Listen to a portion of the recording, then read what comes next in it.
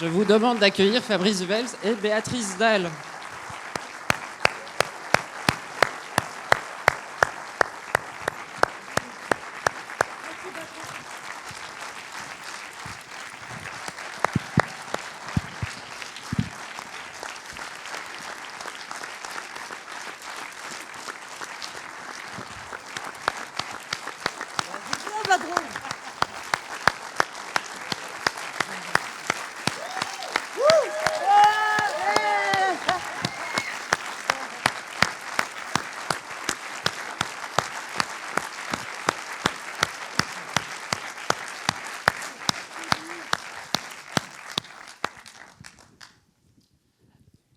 Il t'aime, hein? J'espère, je suis pas venu pour rien non plus. Donc, l'idée va être de faire circuler un micro, mais moi, je veux bien que vous parliez de votre rencontre. Alors, comment on s'est rencontrés? Je sais même plus, ça fait si longtemps. Quand j'ai fait mon deuxième film, Vignane, à l'époque, c'était en 2007, j'ai proposé un rôle à Béatrice, parce qu'on a des copains en commun, Bussio et Maury, et Béatrice a refusé parce qu'elle ne parlait pas anglais. Et depuis, on est resté en contact. Voilà. Et on a failli travailler ensemble plusieurs fois, puis ça ne s'est jamais fait. Vous avez quand même travaillé ensemble quelquefois. De quoi? Non? Mais t'as un micro, parle. Oui, mais vous avez quand même travaillé ensemble quelquefois. Non. Non? Non, on a travaillé on sur... a fait 2 films là d'un seul coup. Voilà, on a fait Mal d'Aurore, qui sera bientôt ici, et La Passion. Et Béatrice a travaillé aussi sur Adoration, mais malheureusement la scène a... Est-ce c'était pas possible? Non, c'est pas vrai. C'est pas vrai. C'est pour d'autres raisons complètement très différentes. J'adore mon rire de 22h. Posez des questions, sinon ça va être chiant. Non? Bon, moi, je veux juste bien savoir comment s'est construit ce film-ci, La Passion. Et alors, justement, tu évoquais le fait que ça a l'air d'un documentaire, mais que c'est que partiellement documentaire, ce côté hybride aussi. Parce que moi, j'ai eu l'impression de découvrir Béatrice Dalle à l'écran. Alors, on l'a fait courte parce que c'est un peu laborieux, mais en fait, donc, je connais bien Béatrice, on se voit de temps en temps, et chaque fois qu'elle me parle... Chaque fois qu'elle me parle, je me dis, mais c'est incroyable, quelle vie, il faut faire un documentaire. Il faut faire un documentaire sur Béatrice. Et elle me dit, ouais, mais il y a un truc qui se prépare, etc. Puis on s'est revus, et puis elle m'a dit, non, ce documentaire est annulé pour des raisons X. Et puis je dis, mais je le fais, moi. Moi, je le fais. Et donc, j'ai contacté le producteur que je connaissais, et donc on est parti là-dessus. Au début, c'était un documentaire, et puis c'est devenu une fiction, et puis on est revenu au documentaire, mais un documentaire qui soit un peu altéré, quoi. Parce que je refusais... l'idée, c'était pas de faire un truc un peu scolaire, un documentaire un peu classique, quoi. Donc on a eu l'idée de partir en Italie... Un peu scolaire avec ma vie, ça va être hardcore, hein. Et donc voilà, l'idée en Italie, l'idée autour de Pasolini nous a très vite convaincus, et puis on est parti. Et bientôt, on va faire La Passion selon Adriano Celentano. Voilà. C'est le numéro 2. Est-ce qu'il y aurait déjà une question ou un commentaire? Il ne faut pas avoir peur. Ah, en haut. Ah, mais c'est Jean-Pierre, dis donc. Ah, Jean-Pierre Bersque. Attends, Jean-Pierre, j'arrive. Tout le monde connaît Jean-Pierre. Donc Jean-Pierre Verskeren qui a, avec Lorraine, installé le 35 mm dans cette salle. Enfin, le projecteur, pas genre. Oui, voilà. En fait, moi, j'ai été très impressionné par les textes. Alors, j'ai une question à poser. Qui a écrit les textes? Quels sont les textes qui ont été improvisés? Parce qu'on a vraiment l'impression, Béatrice, que vous parlez avec votre tripes. Alors, j'ai envie de savoir si c'est vous, si ça a été écrit. Voilà, c'est une question qui m'interpelle. À toutes les confessions, non, ça n'est que de l'improvisation. Après, dans la chambre, ce que j'appelle le bêtisier, c'est parce que j'avais trop de mal à le faire. C'est un poème, La Ricotta, que vous voyez Orson Welles lire dans La Ricotta, que je me suis fait tatouer dans le dos. Mais à part ce texte-là, tout est de moi, non? Il y a certains textes, les voix off ont été écrites par Clément Roussier. Ah, mais Clément Roussier, c'est l'acteur le plus intelligent que j'ai rencontré de ma vie. Je peux dire la phrase de Mitchum quand il dit un acteur c'est un peu moins qu'un homme, une actrice c'est un peu plus qu'une femme. Et ben là Clément Roussier lui donne tort tellement ce mec est intelligent et brillant. Je buvais ses paroles et je regrette qu'il soit pas à chaque fois qu'on présente le film, je regrette qu'il soit pas là.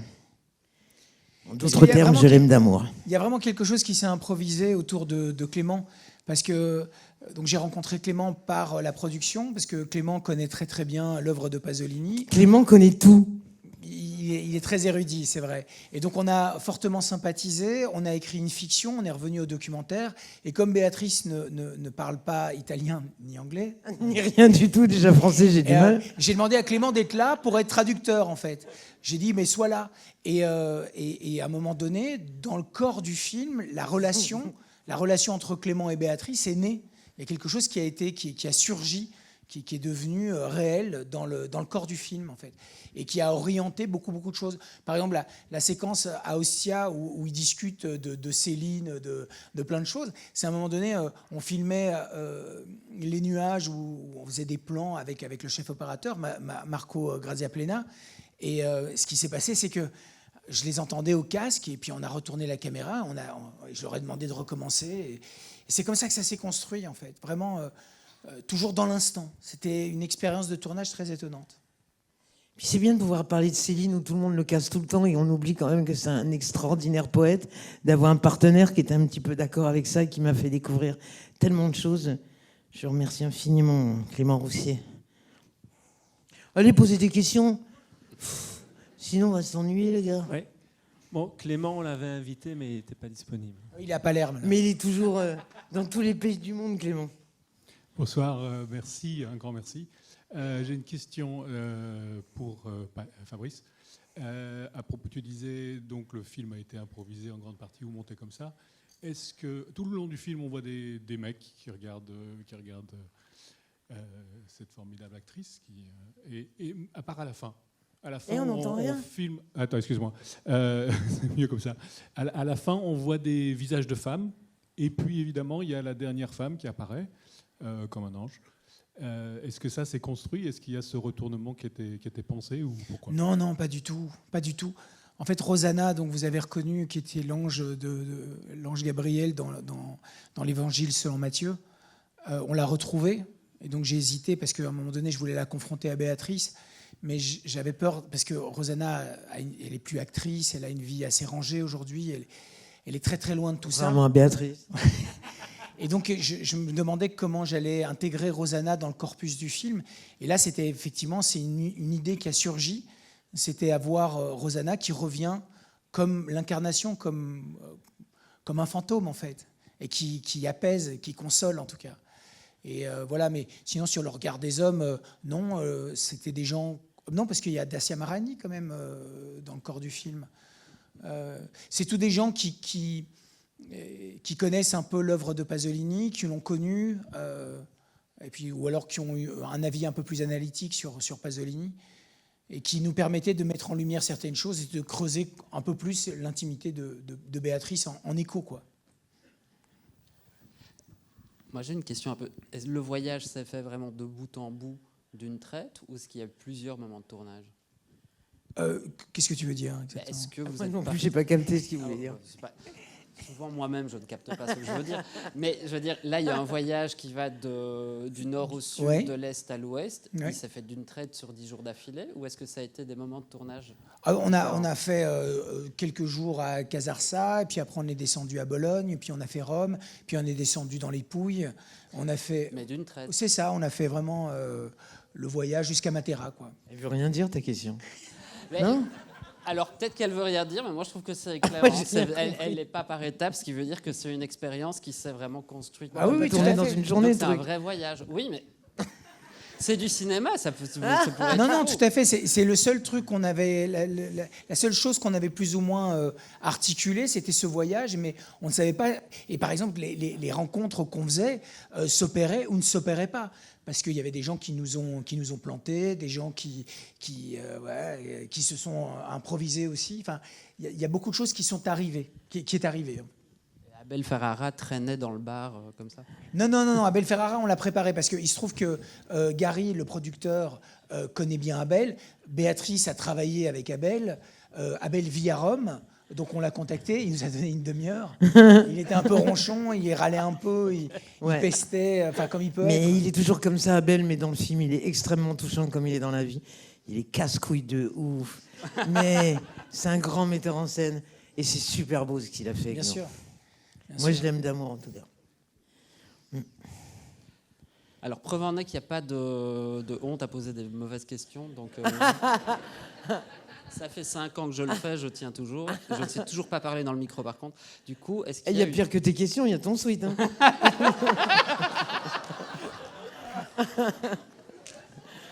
Et donc, alors, qui veut bien poser une question pour me sortir de là? Ah voilà, quand même, il y a 2 mains levées. Au moins On 2. va commencer ici. Merci beaucoup pour ce film et je trouve que ça fait en même temps connaître Pasolini que je connaissais un petit peu, pas des masses, et ça fait vous connaître encore plus Béatrice et je trouve que c'est assez incroyable, c'est assez magnifique, toutes ces rencontres et on vous aime plus encore après avoir vu le film. Ça, je tenais vraiment à Merci, vous je dire. suis très Vraiment, ému de vous vraiment, entendre. vraiment. Merci infiniment. Merci beaucoup à tout le monde, merci. Mais tout le monde croit que je suis un diable. Putain, je suis un mignon pourtant. Ouais, mais t'es un diable aussi. Ouais, mais je ressemble à un diable. Mais je suis pas un diable.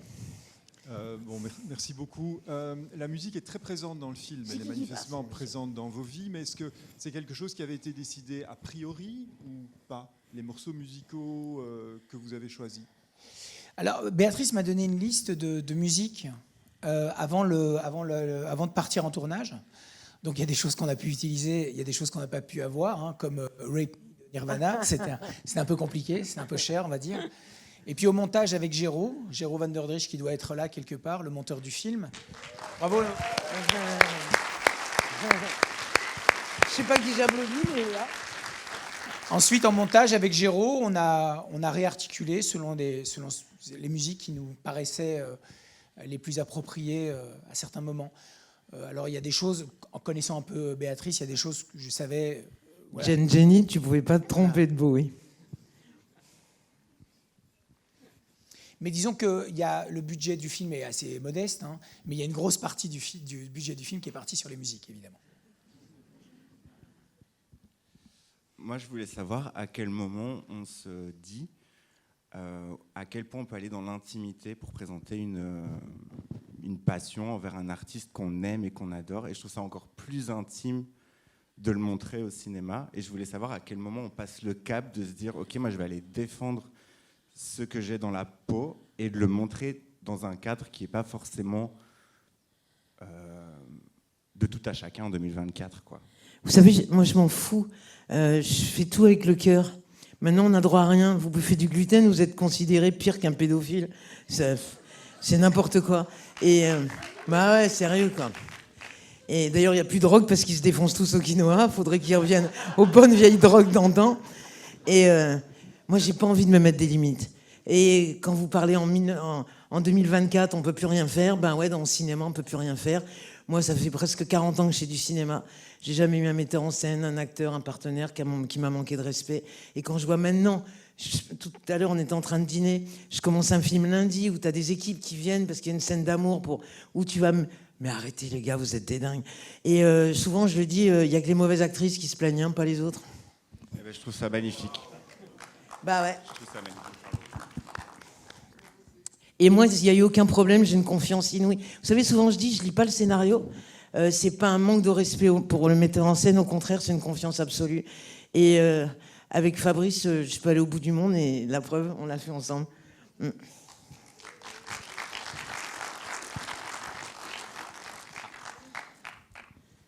Il y a plus d'émotion dans 5 minutes de ce film que dans, je crois, toute la filmo de Fabrice jusqu'ici. Merci. C'est pas gentil. C'est agréable. Merci à C'est Béatrice. agréable. C'est Merci méchant, à Béatrice ça. pour ça. Merci à Béatrice pour ça. Mais t'es méchant, mec. Non. Si, t'es méchant, grave. Non, T'es non. méchant, grave. Tu pouvais dire un truc gentil sans dire ce que t'as dit. C'est hyper relou. Non, mais La preuve, on va même pas te répondre. Je parle d'oser, oser l'émotion parce que j'ai Non, c'est méchant. Hein, lève-lui le micro à lui, il est méchant. Et je voulais savoir si... Et bah, tu sauras pas. Si le plaisir évident que Fabrice a eu à faire ce film, il y allait avoir un avant, un après, sur des choses qu'il oserait peut-être plus montrer plus tard suite à ce qu'il a osé faire ici. Mais qu'est-ce que j'ai osé faire ici? J'ai l'impression qu'il y a, voilà, que l'émotion a toute sa part et que c'est quelque chose qui est moins évident que c'est un peu, c'est compliqué. Je pense que c'est compliqué. C'est aussi il faut pouvoir se dévoiler. Je pense que c'est un travail de maturation. C'est votre avis. Je ne suis pas sûr d'être convaincu par votre analyse, mais c'est sûr que je m'autorise des choses aujourd'hui que je ne m'autorisais peut-être pas avant. Peut-être que j'ai une meilleure expérience de certaines choses pour pouvoir en parler, en tout cas, et d'être beaucoup plus décomplexé par rapport à certaines choses. Voilà. Ça vous convient? Mais complètement. En tout cas, dans Mal d'Aurore, l'émotion est oui, mais bien ça, là. vous verrez après. Non, mais justement, à travers le personnage oui, incarné entre autres. Entre autres. Oui. Il y a une question devant, et encore devant.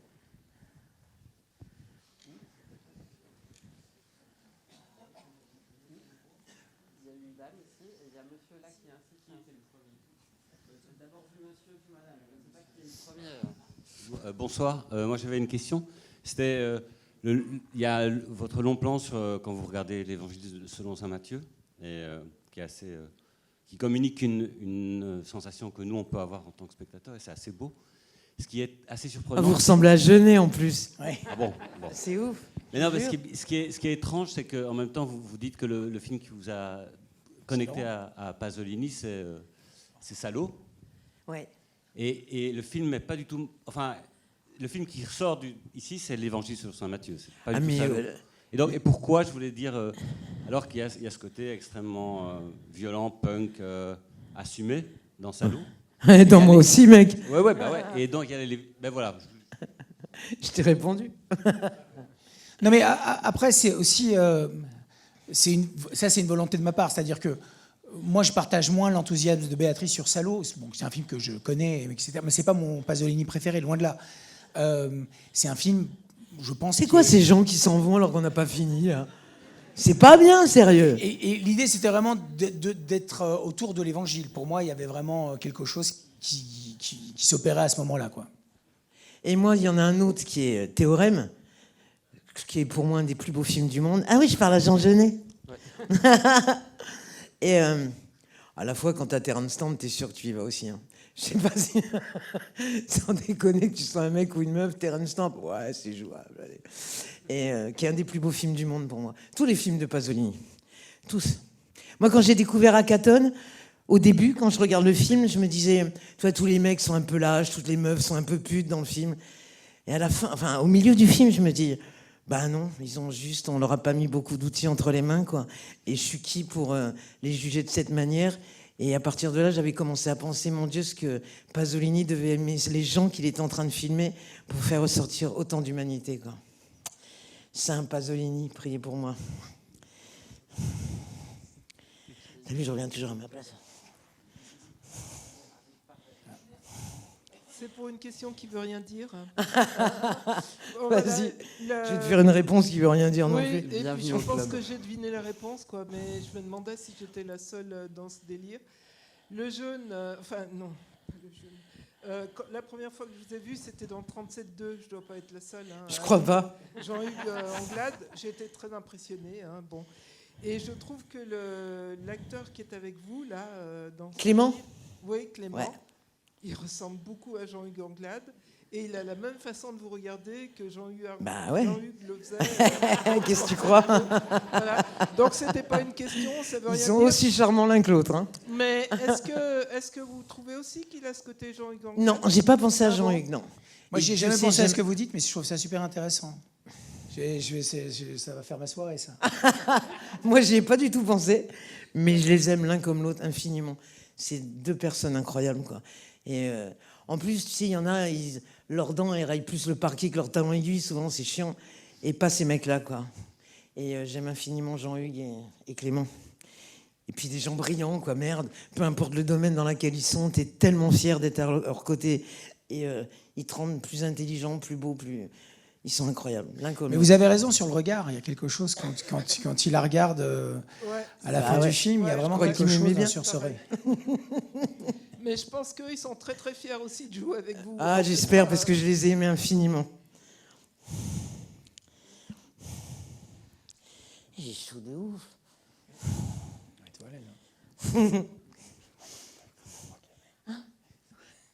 Bonsoir, j'essaye en français et je trouve que c'est vraiment important que vous avez parlé un peu de la touristification du sud d'Italie, de la présence des touristes à Matera. Et je me suis demandé pourquoi c'est passé, comment vous l'avez vécu, parce que je trouve très intéressant ce que Clément a dit des Matera, des touristes, et qu'après vous les avez montrés. Et ouais, je me demande pourquoi. Et c'est vraiment une très bonne idée, je pense, parce que je suis du sud d'Italie et c'est vraiment un grand problème. Et c'est beau de voir cette vision de l'Italie qui n'est pas romantisée et de les montrer pour ça. Merci. Alors pour ça, il y a la scène avec Ferrara qui explique quand même beaucoup de choses. Donc au moment où Pasolini meurt, il a la vision en fait du monde qui change, de l'Italie qui change. L'avènement de la télévision, les dialectes italiens qui disparaissent, pour que ce soit en Italie ou dans le reste du monde. Et puis le consumérisme qui arrive et qui écrase tout le monde. Et ça, c'est quelque chose, Pasolini, qui n'est pas qu'un cinéaste, qui n'est pas qu'un poète, qui est, à mon avis, un prophète, qui annonce le futur, qui voit, en fait, dans quel marasme vont être plongées les nouvelles générations. Donc on est tous broyés par la société de consommation, en fait. Et donc un endroit comme Matera, qui a autant de significations, on le voit bien dans le film. Si Pasolini choisit Matera, c'est parce que, Jérusalem ne lui convient pas et il veut reconnecter avec l'Italie du Sud, l'Italie prolétaire. À l'époque, vous le savez sans doute mieux que moi, il n'y a pas d'égout encore. Enfin, il a fallu attendre quand même longtemps pour que... Et puis c'est des gens qui vivent dans des troglodytes, qui n'ont rien. Là aujourd'hui, c'est les petits-fils ou les petits-fils ou les fils de gens qui vivaient comme des chiens qui louent à 3000 balles la nuit en Airbnb, quoi. C'est-à-dire que la société est devenue folle. Et ce que dit en substance Ferrara, c'est ça, c'est que il en est mort. Il en est mort. Je ne sais pas si vous avez vu sa fiction sur Pasolini. Il parle de cette interview que Pasolini aurait donnée à la veille de sa mort, où il dit contre le fascisme, on peut se battre, on peut en découdre, mais contre la société de consommation, c'est impossible. Et aujourd'hui, on voit bien dans quel merdier on est. En fait, on est tous assujettis à nos iPhones et aux conneries qu'on achète. Il y a plus de... Enfin, voilà, après, chacun fait comme il veut. Hein. Je ne me pose pas en moralisateur et encore moins en juge, mais il y a quelque chose comme ça qui nous a rattrapés. Alors que Pasolini, malgré ses paradoxes, parce que c'est un homosexuel communiste, en même temps qui est traversé par une foi incroyable, et en même temps aussi, on peut dire, quelqu'un qui vit une vie complètement débridée, il est dans une quête spirituelle, quoi, dans une quête de transcendance, quoi. Et voilà, il déplore ce qu'une certaine Italie est devenue, ou aurait pu devenir. Il a vu avant tout le monde.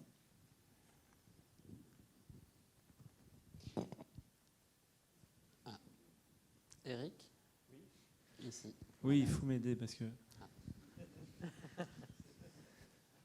C'est pas parce que j'ai des lunettes que je vois.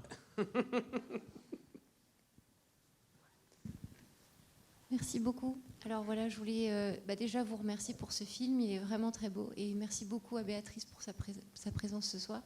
Merci à vous d'être là, infiniment. Tu vois des questions gentilles démarrer comme ça. Voilà. Tu vois, c'est plus sympathique. Vive mademoiselle. Tu vois, d'être... Vive la princesse. Merci pour tout l'amour que vous montrez dans ce film. C'est vraiment très beau. J'ai pleuré la moitié du film. Enfin, c'était vraiment magnifique. Mais moi, j'ai pleuré tout le film. Je disais, j'aurais dû me faire payer la larme, j'aurais été blindé, c'est rien. Voilà, en fait, j'avais une question un peu naïve. En fait, je vous ai vu il y a seulement quelques mois dans 37 degrés le matin. Et quand j'ai vu ce film, j'ai eu envie de voir toute votre filmographie et je voulais savoir, est-ce que vous avez un mot pour les gens comme moi, du coup, de ma génération, qui vous découvrent aujourd'hui, qui vous découvrent à travers d'autres films plus anciens? est-ce que vous avez un mot pour tous ces gens qui ont envie de voir tous les films que vous avez faits et qui sont toujours passionnés de vous voir? Ouais, parce que je fais les choses avec tellement de cœur. Tu vois, je suis pas très riche à la banque, mais je suis super riche par rapport à toutes les rencontres que j'ai faites. Et je me dis que l'intégrité, ça paye vraiment, parce que les gens incroyables avec qui j'ai eu la chance de travailler, c'est aussi parce que j'ai cette attitude. Alors je parle mal, je dis plein de gros mots, mais mon cœur, il est super clean, il est super joli, quoi. Donc je remercie quand tu parles comme ça, et je trouve normal qu'on m'aime. Voilà.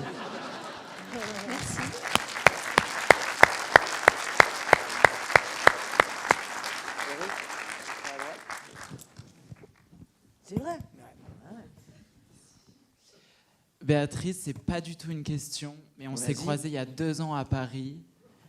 Et tu m'as dit... Vas-y, fais gaffe à ce que tu vas raconter. On a échangé, mais en fait, c'est en lien avec la dernière question. On a échangé sur ça, et on a fini notre échange, et tu m'as dit que Dieu te protège, et depuis, Dieu me protège. Ah, mais alors, merci, je suis ravi. Putain, je suis un prophète, patron. Je te souhaite le meilleur, et je vous souhaite à tous le meilleur, d'ailleurs. C'était voulu le jeter de sac, Yves Saint-Laurent, en arrivant. Ton sac. Mais le jeter de sac, bah, tu sais, à partir du moment où on te les offre, tu fais vachement moins gaffe. Hein. C'est sûr, je l'aurais payé.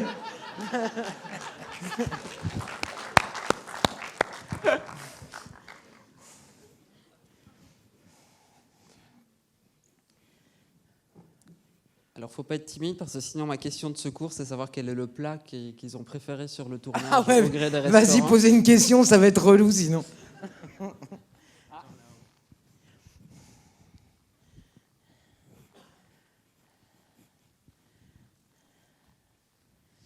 Allez, Eric.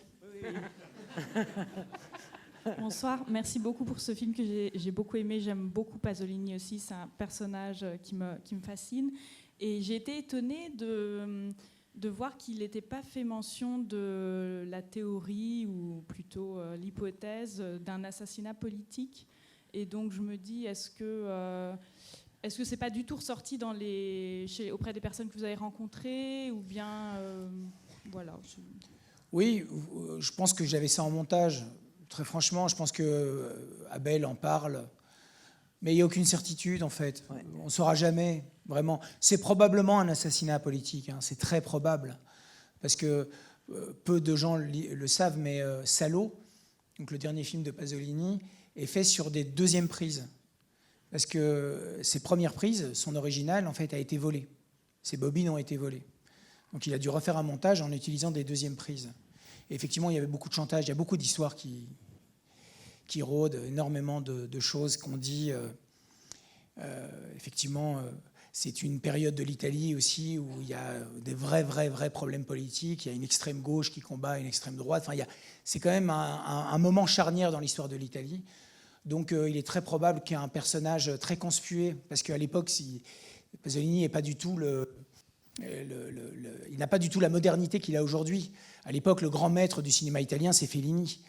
Pasolini est un metteur en scène, certes important, mais il n'est pas très populaire, il n'est pas forcément aimé. C'est quelqu'un qui est à contre-courant, qui a une voix très persistante, mais qui agace beaucoup de gens. Et donc, il est très probable, d'après tout ce qu'on a pu, tout ce que j'ai pu lire, et voilà, on s'est pas mal documenté, que ce soit un assassinat politique. Surtout après, bon, je ne vais pas vous faire toute l'histoire, mais Pelosi, il est revenu sur ses dépositions quelques années après en disant qu'il avait été payé. Enfin bon, il y a beaucoup de choses qui tournent autour de cette histoire, mais qui en fait aussi un mystère et qui rajoute à la légende de Pasolini. C'est un peu comme le Caravage en fait. Hein. Ce sont des gens qui ont des vies extraordinaires et les circonstances de leur mort sont très mystérieuses. Ouais. J'ai toujours une question sur le titre.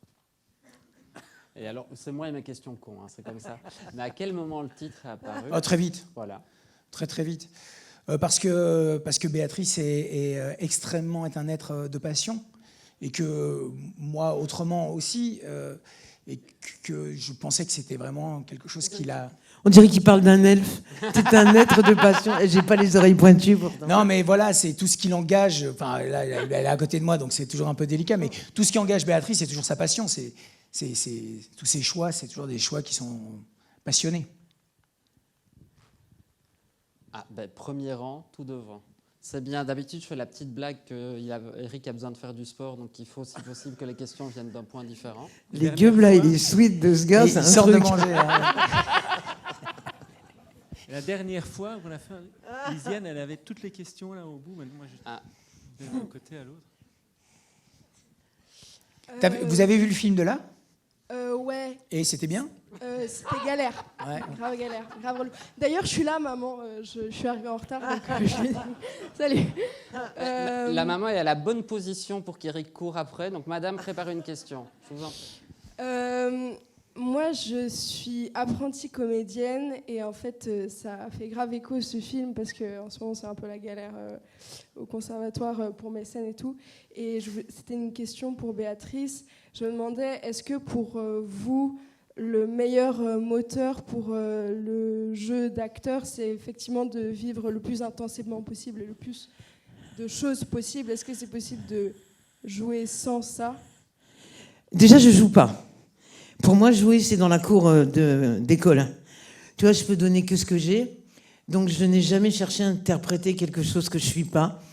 Et c'est pour ça que j'aime tellement ce film. J'en ai fait presque une centaine. Et j'arrive plus à faire des trucs fiction, tu sais, où je suis déguisée en princesse ou en bergère. En fait, ça me saoule. Et je dis, moins actrice que moi, tu meurs. J'ai envie de dire, tu sais, les compagnons de France qui font le tour de France dans les villes et pour exercer leur profession le mieux possible, moi je me considère plutôt comme ça.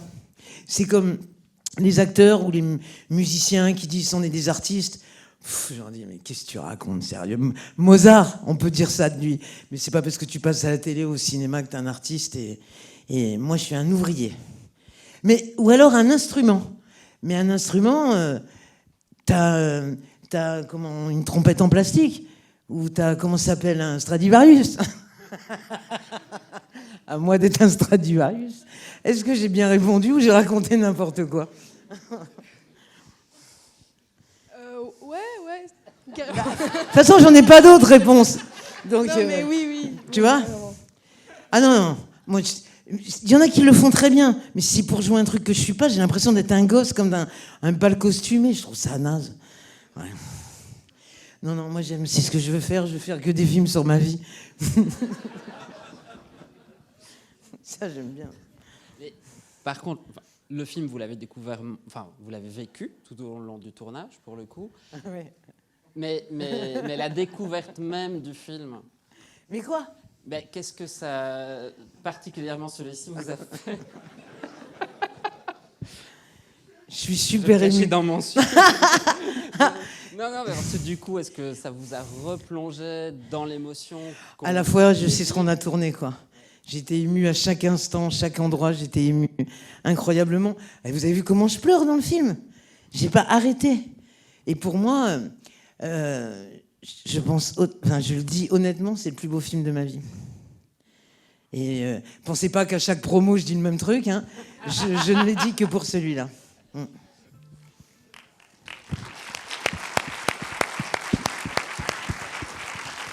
Alors, est-ce que la maman a une question? Ah ben oui, la maman a une question en plus. Attendez, je monte. Heureusement, on n'a pas trop mangé avant. En plus, il a un rire de ouf.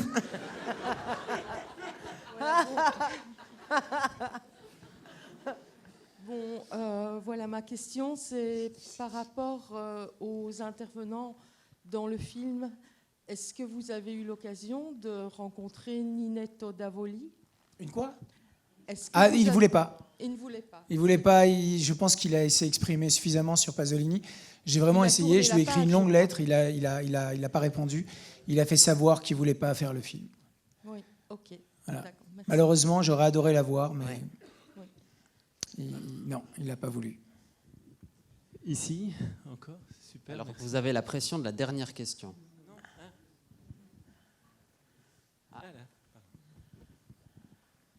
Bonsoir.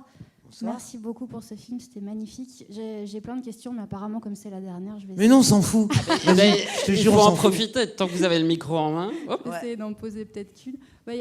J'ai été hyper émue tout du long. En fait, de vous entendre dire que Pasolini vous accompagne depuis que vous avez 17 ans et de faire ce film aujourd'hui, après autant de temps, c'était un peu comme la rencontre entre... J'ai pensé à Diplomacy Pose, et donc voilà, c'est un peu comme la rencontre entre deux très vieux amoureux qui s'écrivent depuis longtemps. C'est un peu ça. Et qui ne sont jamais vus. Moi, tu sais, j'ai eu l'impression comme si c'était un homme qui avait été dans ma vie et que j'essayais de le retrouver. Évidemment, je ne le retrouve pas. J'essaye en ce moment avec Kurt Cobain, peut-être que... On ne sait jamais, ça peut passer le message. Et à la fin, vous dites qu'il faut repartir. Alors c'est vrai que le temps du voyage, moi j'ai oublié pendant ce film que finalement vous avez voyagé qu'une dizaine de jours. Ça aurait pu durer 3 ans en fait ce voyage, parce qu'il y a un peu le temps qui s'arrête. Je me demandais finalement, est-ce que vous avez trouvé ce que vous étiez allé chercher ? C'est pas que je cherchais quelque chose en particulier. Je suis super fière que si un petit pourcentage j'ai pu participer au fait de rendre hommage à Pasolini, ben déjà c'est une grande fierté, parce que il y a quelques années, avec Virginie Despentes, on faisait un spectacle des lettres corsaires de Pasolini. On demandait juste, évidemment, que les théâtres soient payés, les techniciens. Nous, on ne gagnait pas d'argent, parce qu'on n'avait pas les droits du truc. Puis un jour, il y a les ayants droit de Pasolini qui sont venus, et, alors qu'il n'a pas de descendance, Pasolini. Et on nous a dit, ça y est, c'est terminé, sinon il faut tant d'argent. Et j'ai trouvé ça tellement triste, parce qu'on n'avait pas les thunes pour les donner. Et au nom de quoi on va te donner des thunes à toi, sérieux ? Pourquoi à toi, qui n'a rien à voir avec Pasolini ? Et si les gens préfèrent qu'on ne joue plus ces textes, il nous arrivait la même chose, parce que dans un nouveau spectacle, on faisait Le condamné à mort de Genet, monsieur, qui est là. Et il arrivait la même chose, on ne peut pas utiliser sans payer une fortune. Et il y a quand même une interview de Jean Genet où il dit vous savez, après ma mort, je ne veux pas qu'on joue mes pièces, je ne veux pas qu'on continue à éditer mes livres.